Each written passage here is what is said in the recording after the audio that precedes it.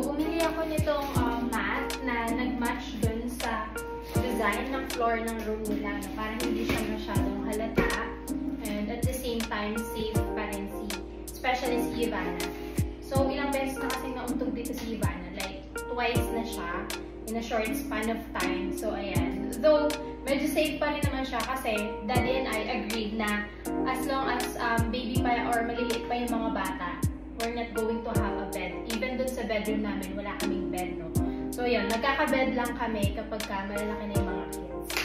So, itong nabili ko is 60 by 60 na yung size niya. And 4 pieces na siya sa isang packaging. Ang pinaganda pa nito is meron siyang yung corner side. Ayan.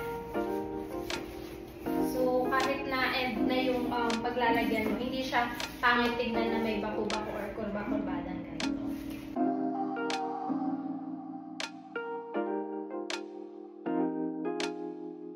So, ayan guys. Okay na siya. Hindi nga lang siya sobrang fit dito. Ayan. Tsaka dito. So, dito ko na lang nilagyan ng awang since may mesa naman ako ilalagay dito. So, matatakpan siya. Hindi exact yung size niya para sa size ng bed. Pero okay na rin just for safety of the kids. Yun lang guys. See you on our next video.